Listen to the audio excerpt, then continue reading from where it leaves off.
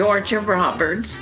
I live at the Township Senior Living in Battlefield, Missouri.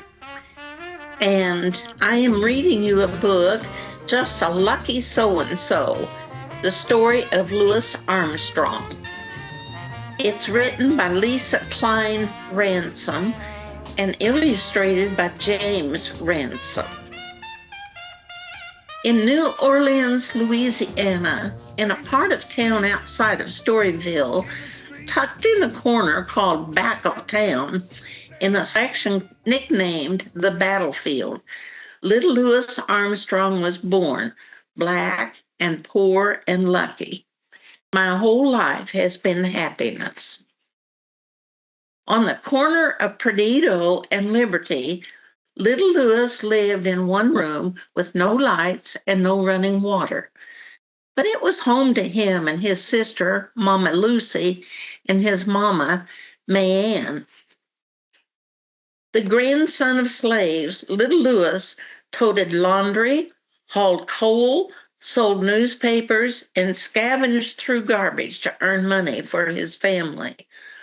On the streets, little Louis sometimes made his own trouble, but it was nothing his mama's sharp tongue and a switch from the chinaberry tree in Grandma Josephine's yard couldn't fix. I say never worry what the other fella has, as long as you're having fun in your own way.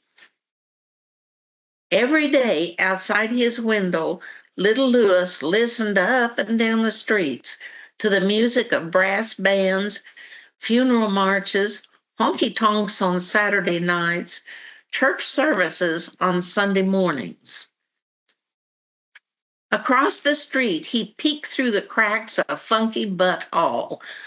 On cornet, the sassy ragtime music of Buck Johnson, Buddy Bolden, and Joe Oliver followed him wherever he went.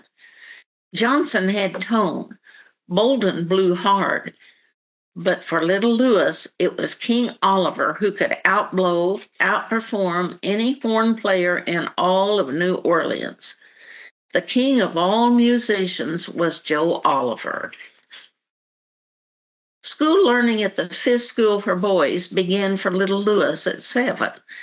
Before school and after, on the Karnofsky's wagon, next to Morris, little Louis tooted a tin horn, penny for your rags, and bleated, nickel for your scraps. Although I could not play a good tune, Morris applauded me just the same.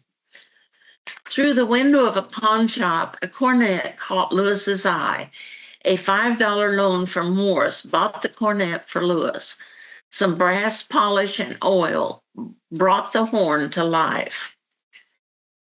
Down Rampart Street, 4 boys harmonized My Brazilian Beauty, Little Mac on drums, Big Nose Cindy on bass, Redhead Happy Bolton as baritone, and the gravelly tenor of little Louis, the boy with a smile so wide open, the kids called him Satchel Mouth.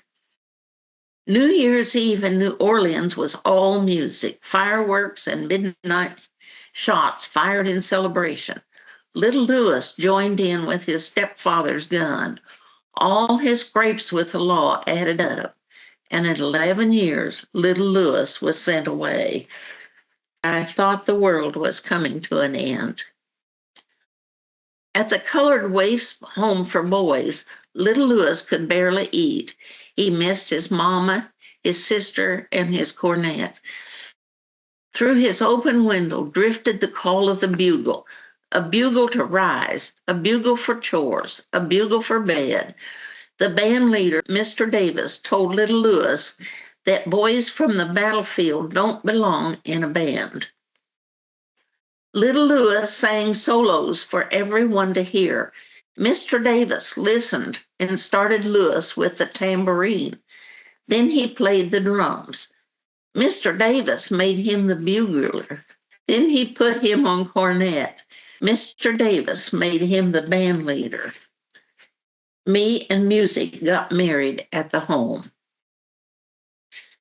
The band traveled to play in every corner of New Orleans, uptown and downtown, West End, Spanish Fort, and front of town. But for little Louis, there was nothing like walking through his old neighborhood at the head of the band blowing Home Sweet Home.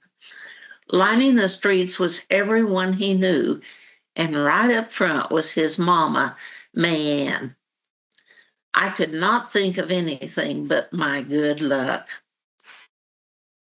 At 14, little Louis returned to Perdido Street, not so little. By then, he could make any song swing. Louis needed to hear a song just once, and it was his. He worked all day hauling coal and all night playing in honky-tonks around town. Louis met Joe as Joe paraded through town with the Onward Brass Band and followed him everywhere. Louis ran Joe's errands, carried his horn, but in the between times, Joe taught Louis note by note. In Joe's home, Louis filled up on rice and beans and music lessons. Louis traded in his first pawn shop cornet for Joe's used one. I prized that horn and guarded it with my life. Louis listened to Joe's horn crow like a rooster, growl like a lion, cry like a newborn baby. Two horns side by side, so close, Louis called him Papa Joe. Aboard the SS Sydney, he blew swing, waltzes, and dance tunes all up and down the banks of the Mississippi River. On land, Louis blew with the Tuxedo Brass Band, and then Kid Ory's hottest jazz band in town, featuring Baby Dobbs, Pops Foster, and his papa, Joe Oliver. When I pick up that horn, that's all the world behind me, and I don't concentrate on nothing, but I love them notes. After a time, New Orleans honky-tonks were too small for the king. Joe hopped a train and blew goodbye to New Orleans. Chicago was waiting. Louis stepped in where Joe stepped out. His horn had folks talking about the little boy from the battlefield. Night after night, Louis filled up the halls, filled up the streets, filled up his pockets with the music from his cornet. 4 years later, Joe sent a telegram. Louis was ready to leave. He sent for me, and whatever he's doing, I want to do with him. All aboard! Louis stood on the train platform, fish sandwiches in one hand, cornet in the other. Worried he'd catch cold in the windy city, his mama made him wear long johns in the August heat.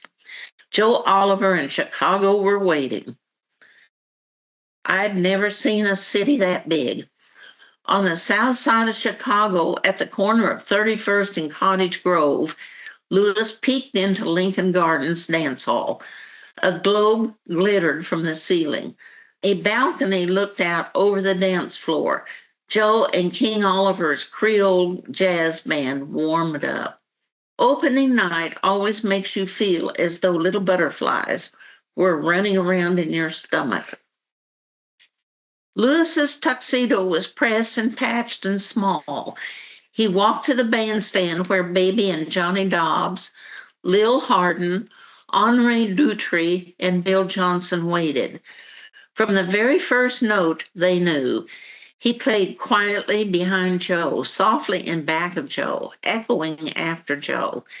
Someone yelled, "Let that youngster blow." And Louis stepped forward and stood in front of Joe and blew. My boyhood dream had come true at last. Louis stood in front of bands in Chicago, New York, California, and Europe, on records, in Hollywood, on Broadway, and on the radio. The little boy from New Orleans, Louisiana, from a part of town outside Storyville, in a corner called Back of Town, in a section nicknamed the Battlefield, was just a lucky so-and-so. I was so happy I did not know what to do. I had hit the big time.